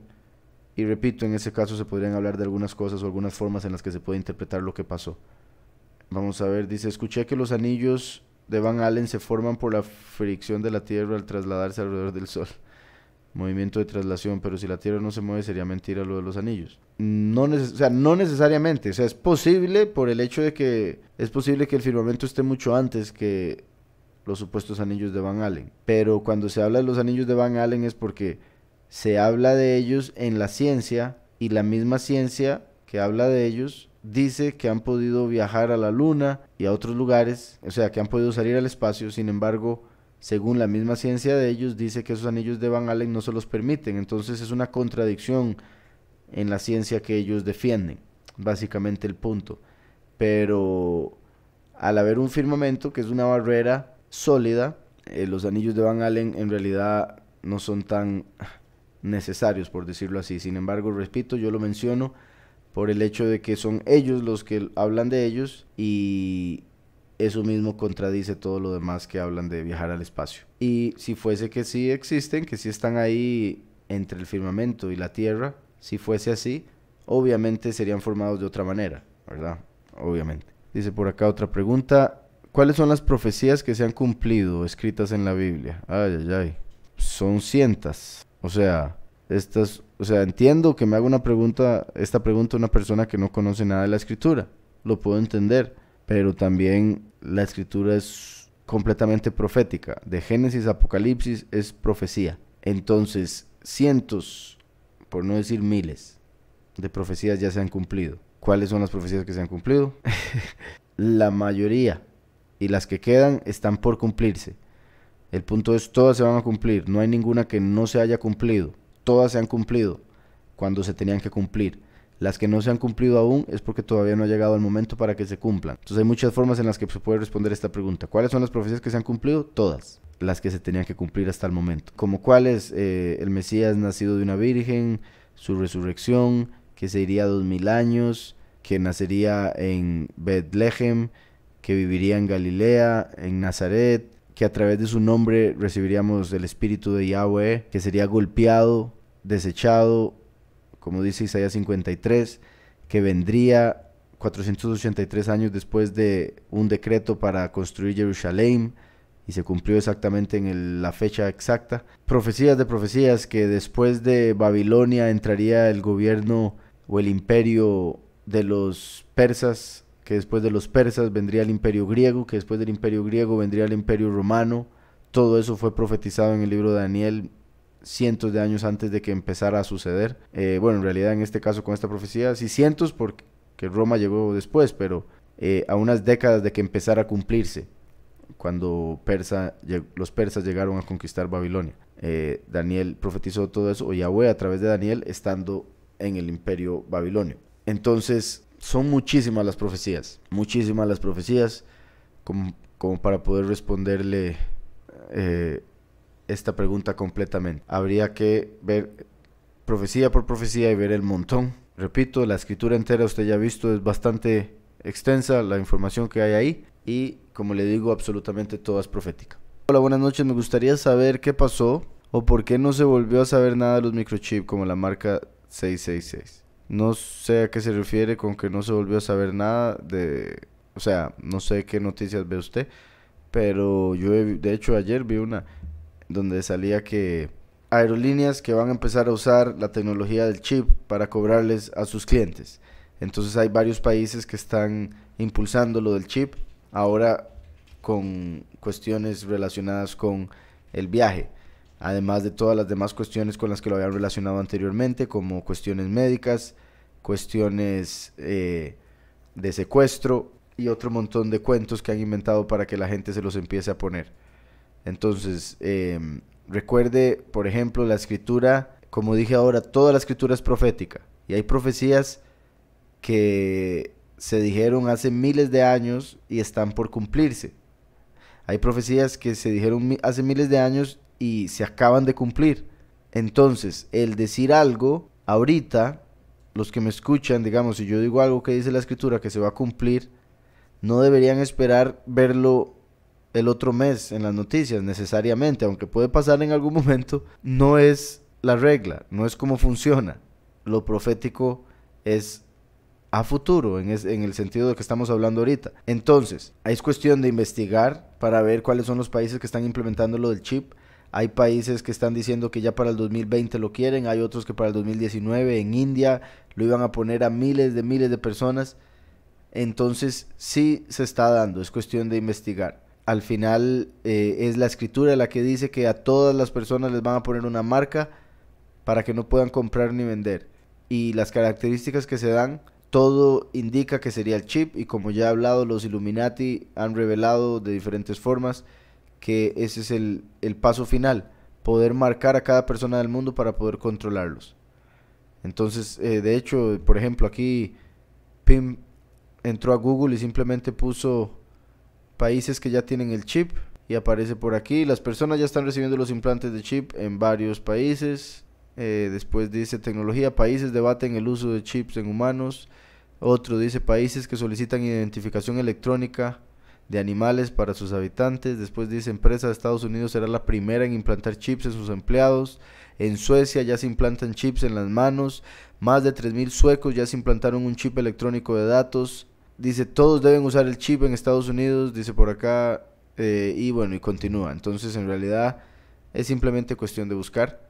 Siempre me ha llamado la atención que Felipe, al parecer, fue como teletransportado de un lugar a otro en Hechos, después que se despidió del eunuco que bautizó. ¿Qué opinas? Sí, exactamente, eso fue lo que pasó. Un ángel lo tomó y lo teletransportó. Y para el etíope, bueno, para el eunuco, eso fue, o sea, para él, imagínese lo que fue. Ahí Felipe actuó como un malaj. O sea, para el eunuco, eso pudo haber sido un malaj. En su mente quizá él se fue a la tumba creyendo y siendo cierto, por supuesto, que Yahweh le había mandado un malaj, un ángel para que le enseñase, para que se pudiese salvar. Y eso es interesante, porque, como ya expliqué, la iglesia escogida va a tomar el lugar de los ángeles caídos. Los ángeles que tenían que hacer, funcionar como emisarios de Yahweh, como mensajeros hacia los hombres, como protectores del hombre, etc. Pero los ángeles cayeron, entonces Yahweh le da ese trabajo a los que creen en Mashiach. Entonces Felipe, como un discípulo de Mashiach, después de Mashiach resucitado, recibe autoridad para ir a predicar, a tal punto que aparece y desaparece como un malaj. Entonces, desde los ojos del eunuco, Felipe era un malaj. Y sabemos que a partir de Yahushua somos como malajim. Por eso Felipe, a partir de ese momento, actuó como un malaj, o al menos en esa historia, ¿verdad? Entonces, sí me parece interesante por eso. Es como confirmando el lugar que van a obtener los escogidos, y también el hecho de que muchas veces hablamos con ángeles y no lo sabemos. No necesariamente tiene que ser con un ser que literalmente viene de otra dimensión, de un cielo, sino que en algunas ocasiones Yahweh puede utilizar a una persona de sus escogidos para que haga algo por alguien. Y para ese alguien, eso va a ser un malaj, eso va a ser un ángel. Muchas veces han hecho cosas por nosotros y ha sido Yahweh que envió a las personas para hacerlo. No solo tiene que ser una entidad de otra dimensión. Dice por acá, si ayer te entendí bien, al haber comido del árbol de la ciencia del bien y el mal, es por eso que los hombres buscan en la ciencia la verdad.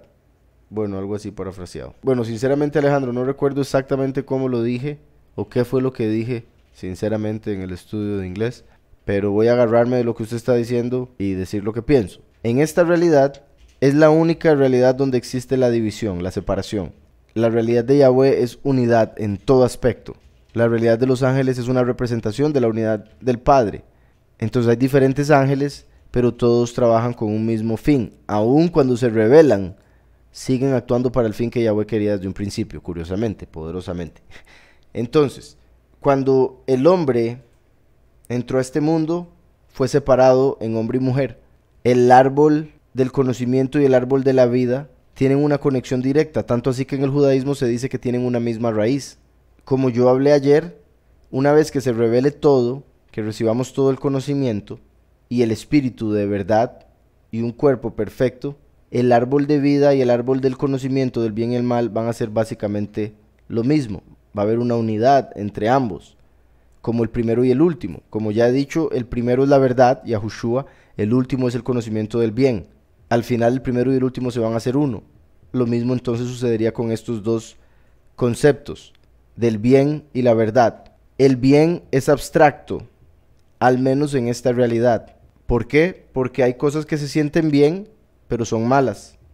Hay cosas que se sienten mal, pero son para bien. Entonces, la verdad es absoluta, el bien y el mal abstracto. Cuando uno está pasando por algo malo, está escrito todas las cosas son para bien de aquellos que aman a Yahweh. Entonces, aunque todo parezca estar mal, nosotros que amamos a Yahweh sabemos que es para bien. Esa es la verdad. Entonces, si algo se siente mal, pero es para algo bueno, es verdadero. Si algo se siente bien, pero es algo malo, es algo que es mentira. Es algo que es una ilusión. Porque se siente bien, pero es malo, es una ilusión. Este es un mundo de ilusiones. Cuando el hombre comió del fruto del conocimiento del bien y el mal, comió de lo abstracto y no se le permitió comer de lo absoluto. Por ende, el hombre se queda perdido en lo abstracto, buscando solo lo que se siente bien, sin saber si es correcto, sin saber si es bueno, o sabiendo, pero desechando el conocimiento o desechando el consejo del Padre, la instrucción de la Torah. Entonces, en este mundo hay quienes buscan la verdad a través del conocimiento del bien y el mal. Lo voy a volver a leer como usted dijo: al haber comido el árbol de la ciencia del bien y el mal, es por esto que los hombres buscan en la ciencia la verdad. Ok, sí, ellos buscan conocer lo que decía ahora, el porqué de las cosas, cómo se creó todo, la verdad de todo a través de ciencia, a través de conocimiento. Pero una cosa es conocer la verdad y otra cosa es conocer la diferencia entre bien y mal. Cuando Yahweh una todas las cosas, ya no va a haber ilusiones. Por ende, lo que es bueno va a ser verdad, siempre directamente va a estar conectado, y lo que es malo, mentira. Así es como lo vamos a ver siempre. Sin embargo, en este mundo donde hay una realidad de ilusiones, lo bueno a veces se siente mal, lo malo a veces se siente bien. Y la verdad de un asunto depende de si es para bien o es mentira, si es para mal. Eso espero esté quedando claro. Y por si algo, solo para cerrar con eso de esa pregunta, Yahushua es la verdad. Entonces él es el árbol del conocimiento de la verdad. Por eso él es el camino al Padre. Y por eso él fue colgado de un madero. Y es por eso que alguien que no tenga Yahushua va a ser incapaz de llegar a la verdad, por más ciencia que estudie, por más que piense entender el bien y el mal, o que piense saber muy bien la ciencia. Si no tiene a Mashiach, Yahushua nunca va a poder conocer la verdad de cualquier asunto y se va a quedar atascado en una ilusión como la evolución, como el Big Bang y demás. ¿Cuál es la mejor manera para darle gracias a Dios? ¿Verdad? Nosotros decimos Todá a Yahweh y pedirle y que Él nos escuche. Okay. ¿Cuál es la mejor manera de darle Todá al Todopoderoso? De reconocer el favor del Todopoderoso y pedirle que Él nos escuche. La mejor manera es haciendo su voluntad. La mejor manera de darle Todá, que es como se dice, gracias, por si algo, gracias, son las tres hijas de Zeus. Zeus, según Apocalipsis, es Satanás.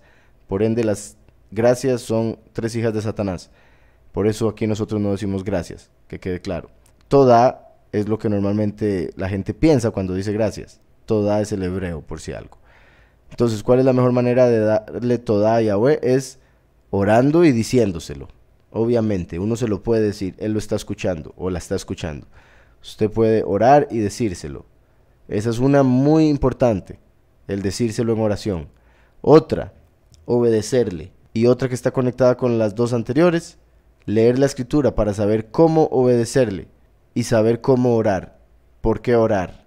Entonces, y pedirle que Él nos escuche, y que Él nos escuche.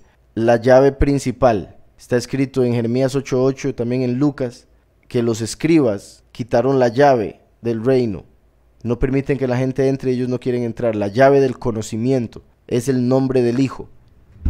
La pluma mentirosa de los escribas borró el nombre de Yahweh. El Todopoderoso nos revela que si nosotros lo invocamos por su nombre, Él se vuelve a nosotros, nos escucha, nos guarda. Entonces, ¿cuál es la mejor manera de que Él nos escuche? Invocando su nombre, su verdadero nombre, no el nombre que le dio Satanás, no el nombre que pusieron en las Biblias con malas traducciones, no un título X. Dios, por ejemplo, viene de Zeus, y Zeus, según Apocalipsis, es Satanás, como ya lo dije. Entonces, si Zeus es Satanás y Dios viene de Zeus, ¿cómo le van a decir Dios al Todopoderoso?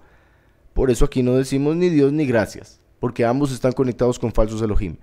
Entonces, eso es parte del conocimiento que uno debe adquirir para poder conocer mejor al Todopoderoso, a quien dice adorar, para poder darle toda al verdadero, en vez de darle gracias a Satán. Entonces, la mejor forma, con el nombre verdadero. El nombre del Padre es Yahweh, a través del nombre del Hijo, Yahushua. Eso es la clave principal. La única forma de que el Padre escuche es invocando su nombre a través del nombre del Hijo. Yahweh en el nombre de Yahushua. Segundo, como le dije, en oración, diciéndole las cosas por las que le da toda, por las que está complacido y contento de todo lo que Él le ha dado, del favor que le ha mostrado. Después, como dije, obedecerle los mandamientos. Después, leer la escritura. para saber cuáles son sus mandamientos. La segunda pregunta dice, ¿por qué será que uno sueña mucho con un familiar muerto que quiere? Una gran posibilidad es porque lo quiera mucho. Si usted lo quiere mucho y piensa mucho en él, es posible que tenga sueños donde lo ve, por el simple hecho de que lo está pensando mucho. Pero también cabe la posibilidad de que Yahweh lo permita para darle paz, para darle un mensaje. Que Yahweh permita que usted vea a su ser amado en sueños. Es una posibilidad. Y por último dice, ¿al Todopoderoso le importa más el alma de uno o el cuerpo? Por supuesto el alma. Si le importara el cuerpo, no se lo comerían los gusanos. Por eso carne y sangre no heredarán el reino. Cuerpo no heredará el reino. Por eso hay que cambiar de cuerpo. Aún los que no van a morir van a tener que cambiar de cuerpo. Y a Yahweh lo que le importa es el alma. Por eso Él vino a morir por el alma. Él no vino a morir por el cuerpo, porque la carne nada aprovecha. Él vino a morir por el alma de los hombres. Dice, ¿existe la cuarta dimensión? Esta es la cuarta dimensión. Nosotros estamos en la cuarta dimensión porque hay 3 dimensiones del espacio. Arriba, abajo es una. Derecha, izquierda es otra. Adelante, atrás es la tercera. Y la cuarta dimensión es la del tiempo, que solo se puede mover en una dirección.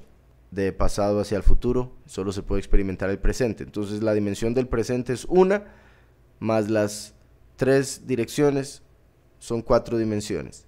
Pero hay muchas otras dimensiones y son básicamente incomprensibles desde esta. Con la capacidad que tenemos hasta el momento o la experiencia que tenemos de esta realidad, es bastante difícil poder pensar en otras realidades. Dice, hermano, ¿cuántas de las trompetas se han tocado y qué evento representa cada una? Ninguna se ha tocado aún. Las trompetas se dan en el 7º sello y todavía no se ha abierto el primer sello. El primer sello empieza con los 2 testigos. El segundo sello es la Tercera Guerra Mundial. El tercer sello es hambre mundial. El cuarto sello es muerte y pestilencia por la guerra y el hambre de los 2 sellos anteriores, más mucha enfermedad que se va a dar y fieras que van a matar gente. El quinto sello, los mártires que están en el paraíso van a recibir cuerpo y se van a empezar a preparar para verse con los justos. En el 6º sello va a haber una destrucción mundial, una catástrofe mundial gigante. El sol se va a oscurecer, la luna se va a volver roja, o sea, va a haber un eclipse solar y lunar al mismo tiempo, lo cual yo sé que según la NASA es imposible, pero ahí lo verán. Y van a caer estrellas del cielo. Eso va a desencadenar las 7 trompetas, que son el 7º sello. El 7º sello se abre, empiezan a tocar las trompetas. Una trompeta va a destruir muchas plantas y árboles de la tierra, mucho de lo verde de la tierra. Otra va a destruir tercera parte de los mares, otra tercera parte de los ríos para que no puedan beber el agua. Después se va a soltar un ejército que va a torturar a las personas por 5 meses, aquellos que no tengan el nombre del Padre y del Hijo en sus frentes, como lo vemos en Apocalipsis 7 y Apocalipsis 14. Después de ese ejército sale otro ejército que en vez de torturar va a matar. Y después la 7ª trompeta es la cosecha, lo que la gente llama erróneamente el rapto. Es la cosecha, es el arrebatamiento que menciona Paulus, que se da después del segundo éxodo. Entonces ya con eso espero esté claro. Primero, bueno, por si algo vuelvo y repito, las 7 trompetas. La primera destruye plantas y árboles. La segunda destruye el mar. Tercera destruye los ríos. En todos son una tercera parte de las plantas, tercera parte del mar, tercera parte de los ríos. Después la cuarta trompeta, una tercera parte de la luz del sol y de la luna y las estrellas se va a oscurecer. Después la quinta trompeta es donde sale el ejército, sale Abadón, Azazel, para empezar a torturar a la gente por 5 meses. Después la 6ª trompeta, un ejército que va a matar a la gente. Y después de eso viene la 7ª trompeta, que como dijo Paulus es la última, donde son cosechados los escogidos. Dice Alejandro, entonces el árbol de la vida se hizo uno con el árbol del conocimiento del bien y el mal. Lo que dije es el primero y el último se van a hacer uno. Esto que acabo de mencionar lo puede ver en Ezequiel 37. Le recomiendo, Alejandro, lea Ezequiel 37, como a partir del verso 15. Ezequiel 37 es muy poderoso y explica este tema, cómo 2 árboles se convierten en uno, 2 maderos se convierten en uno. El primero y el último se van a hacer uno. En el judaísmo dicen que el árbol de la vida y el árbol del conocimiento tienen una raíz. el árbol de la vida en la Cábala es llamado árbol de la vida, pero tiene una sefirá que es llamada conocimiento. Entonces, en realidad, el árbol de la vida y el árbol del conocimiento son uno mismo, como visto desde dos puntos de vista, como el primero y el último tienen dos caras de la misma moneda. Pero que quede claro, hasta el momento está separado, es separado. La Torá se puede ver como el árbol del conocimiento del bien y el mal. La Torá nos dice qué es lo que está bien y qué es lo que está mal. Es la que enseña cuál es el pecado, qué es el pecado. Entonces, la Torá es el árbol del conocimiento del bien y el mal, pero la Torá no es la verdad. La Torá nos muestra quién es la verdad, y Yahushua es la verdad, el Mesías es la verdad, el espíritu de la Torá es la verdad. Entonces, una cosa es la letra, otra cosa es el espíritu. En lo que respecta a la letra, se puede ver como el conocimiento del bien y el mal. En lo que respecta al espíritu, es la verdad. Espero eso esté quedando claro. Por eso se puede ver como una unidad. Pero el punto por el cual menciono que se puede ver como una unidad es porque necesitamos ambas. Nosotros necesitamos ambas para poder actuar correctamente. Con el conocimiento del bien y el mal, sin tener la verdad, vamos a actuar como animales, como ha actuado la humanidad por 6000 años. Por eso hasta el sexto día fue que Yahweh hizo al hombre, porque hasta el sexto día Yahweh nos permitiría tomar finalmente el árbol de vida, Yahushua, para tener ambos, poder vivir eternamente con el conocimiento de la verdad, de lo que es bueno y lo que es malo. Entonces, también lo que expliqué de la unidad de estos dos es en el sentido de cómo Adán fue creado, y está escrito en Génesis 5, cuando los creó, los llamó Adán. Entonces, un nombre para dos, hombre y mujer. Esa separación que se hizo en esta realidad está también ejemplificada por esos dos árboles principales del jardín, el del conocimiento y el de la verdad, o el de la vida. Estoy diciendo el de la verdad, pero recuerden, es el de la vida. Es lo mismo. Entonces, dice, el árbol de la vida se hizo uno con el árbol del conocimiento del bien y el mal. Espero haya quedado claro con todo lo que acabo de explicar. No quiero que se me malinterprete lo que quise decir con eso de que hay una unidad entre ambos, o que la va a haber al final de la historia. Vamos a ver, me pone aquí Apocalipsis 2.7, vamos a leerlo un momento. Apocalipsis dice: el que tiene oído, oiga lo que el Espíritu dice a las iglesias. Al vencedor le daré a comer del árbol de la vida que está en medio del paraíso de Yahweh, que está en medio del paraíso. Ajá. Eso lo vemos en Génesis. El árbol de la vida estaba en el medio del paraíso. Sin embargo, el árbol del conocimiento era más llamativo. Por eso, vamos a ver por acá, vamos a ir un momento a Génesis. En Génesis 2.9 dice: e hizo Yahweh Elohim nacer de la tierra todo árbol delicioso a la vista y bueno para comer. También el árbol de la vida en medio del huerto y el árbol del conocimiento del bien y del mal. Entonces es curioso que dice el árbol de la vida en medio del huerto, era el principal, es el principal, por eso está en el medio. Pero después dice, y el árbol del conocimiento del bien y el mal. Esto se puede tomar como que, repito, están conectados por la misma raíz, están a la par el uno del otro, los dos están en el medio, o simplemente el árbol de la vida está en el medio y el árbol del conocimiento está por ahí. O sea, todas esas interpretaciones son correctas. O sea, se pueden tomar de este mismo verso, lo cual indica eso que estoy diciendo de la cercanía espiritual que hay entre estos dos árboles y la necesidad de tener ambos. Todo tenía que pasar como pasó, que quede claro. Pero el orden en el que había que comerlos, nosotros, al solo tener el conocimiento del bien y el mal, vamos a terminar haciendo lo malo si no tenemos el de la verdad. Una vez que viene Yahushua y nos da la verdad, ya podemos utilizar la verdad para saber qué es lo que verdaderamente es bueno. Entonces, ese es mi punto con respecto a que necesitamos ambos. Por eso es curioso como lo menciona. También el árbol de la vida en medio del huerto, como lo acabamos de ver en Apocalipsis. Y el árbol del conocimiento del bien y del mal. Después Génesis 3.3. Vean qué interesante, que esto confirma lo que les decía. En Génesis 3.3, cuando la serpiente viene a hablar con Eva, vean lo que Eva le dice.